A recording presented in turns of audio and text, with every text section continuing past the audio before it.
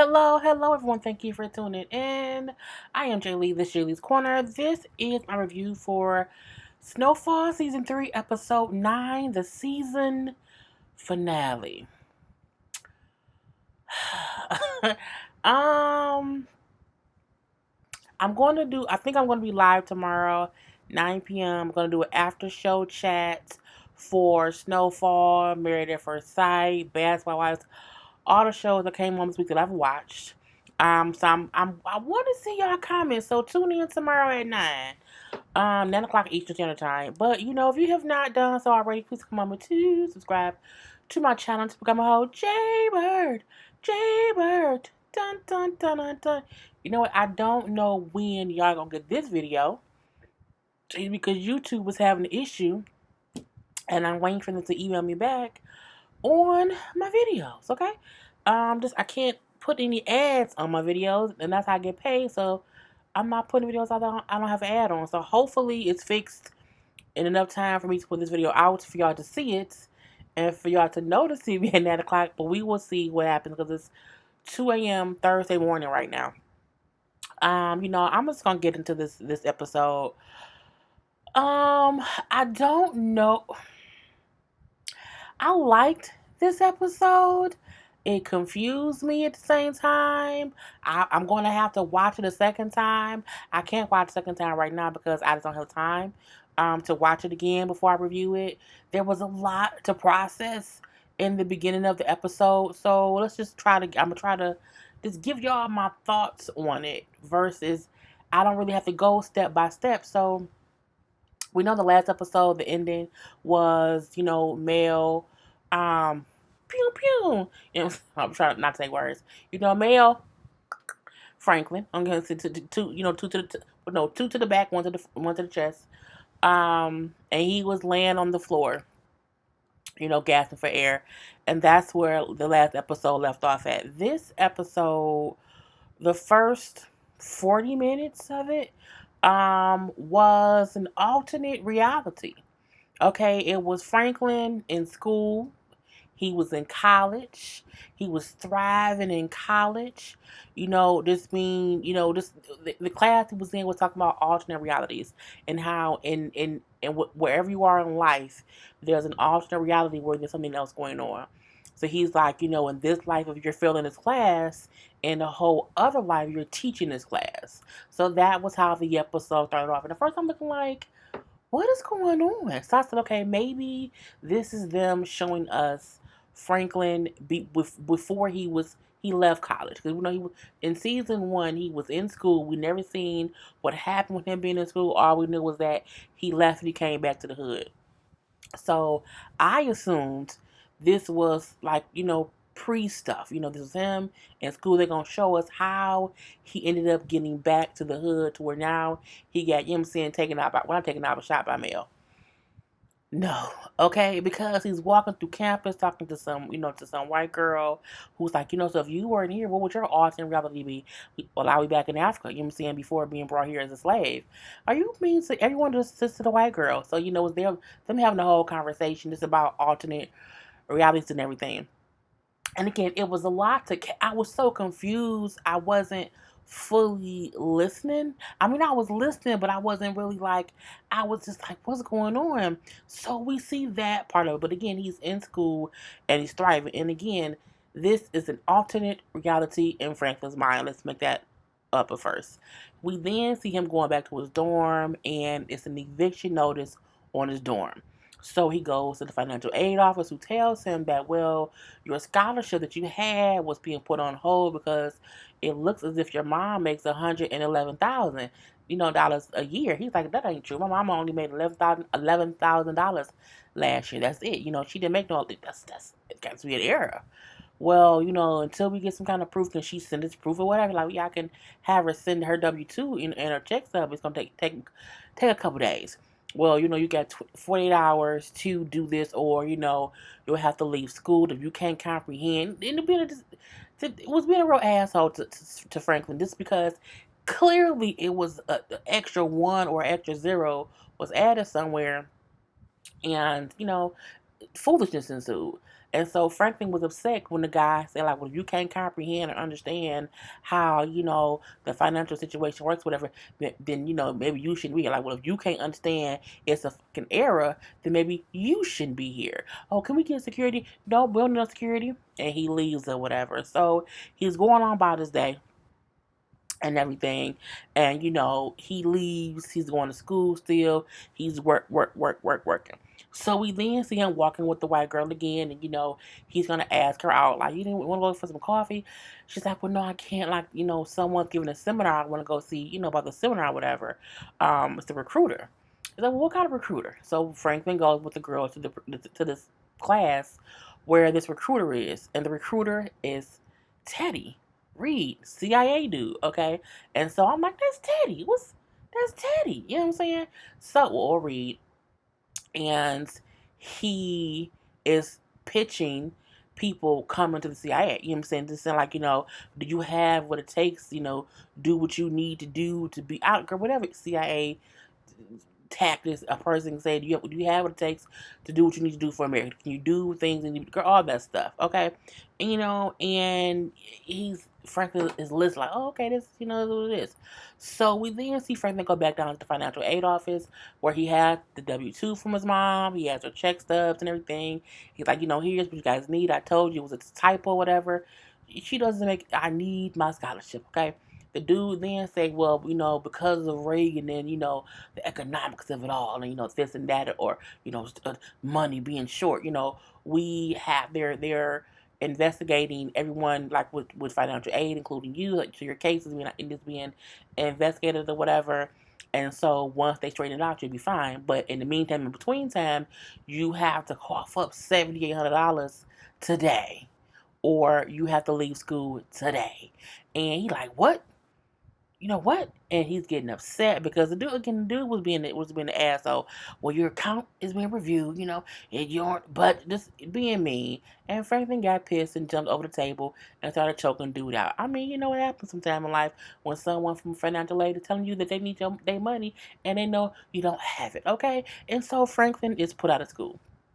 He was mad because he told the dude to check his attitude. You need to check your attitude, which pissed Franklin off, and Franklin snapped and jumped across the table and beat him up. So again, he gets put out of school. He has to go back home with his mama. And then we see a couple of different things, okay? We see he's at home talking to Mel. Mel ain't high. She's fine. And she's still going to Spelman. And he like, even if his scholarship gets approved, he can't go back to school because he choked out the financial aid dude. He's like, but Spelman would be completely different. You'll be good at Spelman. And again, Mel is not crackhead like another, and she's cool, whatever. We see Uncle Drum and Louie, and this reality, Louie pregnant with a whole baby, whatever. Jerome selling weed and stuff. And Louie is the actress who played Louie is actually pregnant in real life. So ours imitates life. And her and Jerome pregnant or whatever, and then like, yeah, next y'all was gonna try to help your mom with your school stuff, but I can't because with the baby coming, and what I'm saying, and we are having the front this and front that or whatever with the Mexicans, and I'm just low on cash or whatever. So okay, that's what it is. Anyway, but if you want to make some money, you want to come with me, and sell some weed. He's like, Louis, no, he ain't selling no drugs. And in the real reality, Louis was switched. Louis was the one who introduced him to Claudia to do the drug stuff, and then Jerome did not want him to do it. So again, alternate reality. So we do see how he going to the projects. He's going to see Leon, and Leon is the one kind of running the projects, but not really good or whatever. We see Wanda ain't crackhead, like him and Wanda together, and they got a kid together, and she like, Leon, do something, Leon, shit. But she ain't on crack or whatever. So we also see, Leon want to like sell weed for Jerome. It was a whole different thing or whatever. And then we do see as when Franklin and Leon like walking through the hood, you see a kid. You keep seeing this kid with a camera like recording stuff, and it's recording stuff and recording stuff. And then we keep seeing this kid in the background recording stuff, okay? A whole camera. And then Leon say, Nick, what you doing? What you doing? He like, I'm recording. I'm gonna make a movie. I'm a filmmaker. Ain't no nigga in the hood making films. It was John Singleton. Because remember, around the time that this was happening, John Singleton, I think, was doing Boys in the Hood. No, he was doing Jungle Fever. They was saying around the time that this was happening or whatever, he was doing Jungle. No, not Jungle Finger. No, it was Boys in the Hood. Girl, I don't know something. But again, it's an ode to John Singleton being a young kid recording things because he wanted to be a filmmaker. I meant Spike Lee. I got confused. Spike Lee was doing Do the Right Thing around the time that the exonerated five were being arrested. I began all the stuff in my head confused. Anyway, but that was an ode to John Singleton. That was John Singleton with the camera. Okay. Anyway, I think that was amazing to do. So, we see Jerome and Franklin are not working together. You know, saying he helping his uncle sell weed or whatever. And Leon come through because he want to buy some, he want to sell some. But Leon has the attitude, as Leon always do. And not him and Jerome beefing. Or whatever. What you gonna do? He got an attitude problem, nephew. You about to make him shut up. Because Leon has an attitude problem in real life. So again, it's these little things that you see happening, this alternate reality. So we see his mama like, you need to do something, son. I know the store needs some help or whatever. Maybe you can work there. And he just ain't saying much or whatever. So we seen these little things or whatever. So we do see Teddy Reed come to see Franklin at his house. And he like, and you the CIA dude. You know what I'm saying? What you doing here? Can we talk or whatever? He like, all right. So they go in the house like, so you and your mom? He's like, yeah. He's like, oh, what about your dad? Like, oh, well, he got beat up some years ago by the cops, whatever. He didn't make it. So in this reality, when his father got beat up by the cops, he did not make it. Where in the other reality, he got beat up by the cops and did make it. And him getting beat up by the cops is what made Sissy have to take him to the house, and Sissy nursed him back to health, and that's how they got back together. But in this one, he never came back. He stayed, bad or whatever, that whole thing. So he then trying to get Franklin to be in the CIA, mainly because like your grades at school is amazing, you're very, very smart, your teachers speak so highly of you, and all these things that Franklin was exhibiting, and that's why he got a scholarship to go to college. And it's a thing where he still is being recruited by the CIA, who still ended up selling drugs. Okay? So, Frank, like, I just never thought I'd be working for the government or whatever, you know what I'm saying? Because they don't care about me. And then when Reed starts to get up and leave, he asks Reed, why do you do it? So Reed gives all these reasons as to why he does it. It's like, you have to be about doing things that are bigger than yourself, for your country. Anyway, he gives Reed gives drunk girl, Reed gives Franklin a card. And say, you know what I'm saying? If you want to do it, just give me a call. You know what I'm saying? But you have to finish school. Well, I don't know about that because because you get kicked out of school for choking up the dude. He's like, you know what? Don't worry about that. We can fix that. But if you want to come, I'm only going to be here for a couple of days. Like, let me know. Cool. So we do see Franklin working at the little store. And we see, what's his name? I want to call him Cleavon, but I know Cleavon was not his name. But he was a guy from season 1 who Franklin went to when he first got robbed. And he wanted to do help to get the money back. And him and Leon went and got the guy, and they then went and got the guys who robbed them. And this is the person who did that scene in the room with the guy. Oh, I won't say what happened, but we took the boy's booty. Okay, that dude, him, who Franklin eventually took out. He's alive in this reality, and he's in the store robbing it. Okay, and he's making Franklin say, "So you my bitch? I'm your bitch." Yeah, I'm like, you still act like that, Cleavon? I know his name not Cleavon. Anyway, so Franklin is nervous because the guy got the gun to his head or whatever, and he's like, I could just kill you. I can take you out. As he's in there with the store gun on Franklin, Andre walks in. Yep, Andre is alive too. And Andre is still a cop. Andre shoots and takes out Butt Booty Boy. Okay? And now Butt Booty Boy dead and gone or whatever. And, Franklin is just shook because he just seen it all happen in front of him. And so we then see Sissy come to him and get him from the shop because he's all shaken up or whatever.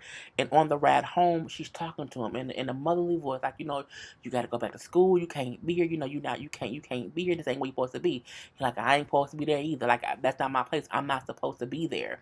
And then, but you can't be here. You got to stay and fight. You got to fight and fight and fight. And I'm like, okay, This is him hearing her talking to him while he's probably in the hospital or healing or whatever it may be, okay? Because she keeps saying you have to stay and fight. You know what I'm saying? Stay and fight. And she's talking to him like only a black mother could, you know what I'm saying? Give him all these encouraging words to, to not give up, okay? Got to keep going. So we then see he wakes up like, because he's in an ice bath. So he wakes up and his daddy Alton is alive. I got you, son. I got you. And he's wrapping him in a towel. We then see the bullet hole wounds kind of healed up, okay? And I'm like, okay. He was dreaming, okay? Whole alternate reality that he drummed, girl, what kind of word is that? That he dreamed up on his own, okay? And then again, the bullet holes in the chest, in his back are like healed. You can see a little bit of, so you know it's been a while, okay? He has a whole cane and all that stuff. So we then see different things going on, okay? And as we see all this going on, Nina Simone's black fruit, the black fruit? No, girl, not black fruit, strange fruit playing in the background. You see, Alton helping them get up and get dressed. You see Man Boy and them in a car, like doing a drive-by, whatever. I think they some Crips. You then see other crazy boy who had the dude up in the bathroom beating him up. I can't think what his name is.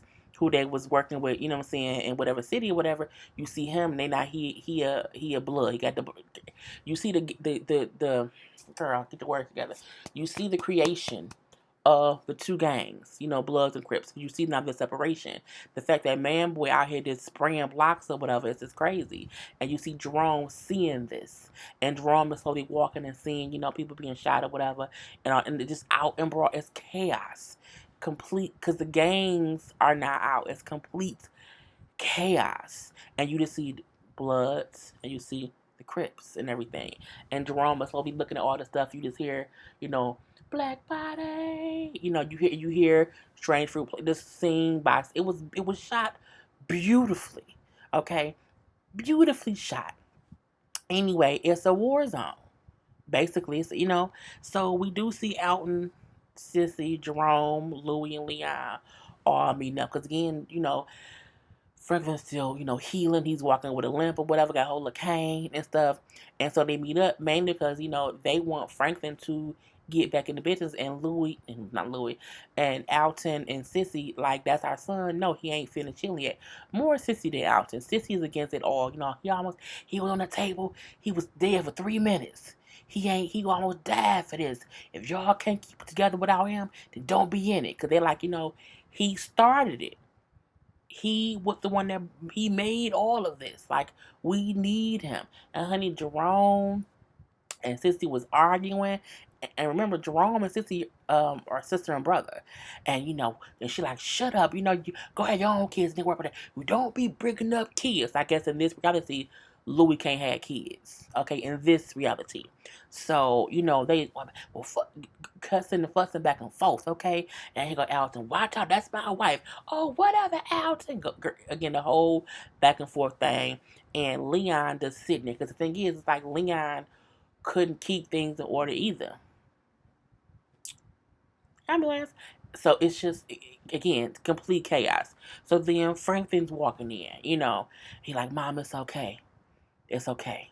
He then says, talk to me. To figure out, okay, what's been going on, what you need my help in, what you want me to do or whatever. So, at home, Sissy, Alton, and Franklin is talking, and Sissy felt like we have enough money to leave. Like, we can leave and we don't have to be here. Like, we can just go. Like, I didn't do all this just to make money and leave. You know what I'm saying? I can't, if we bail, it'll be chaos. We can't do that. I didn't do that for this. I started this or whatever. You know what I'm saying? But you haven't fully healed, son.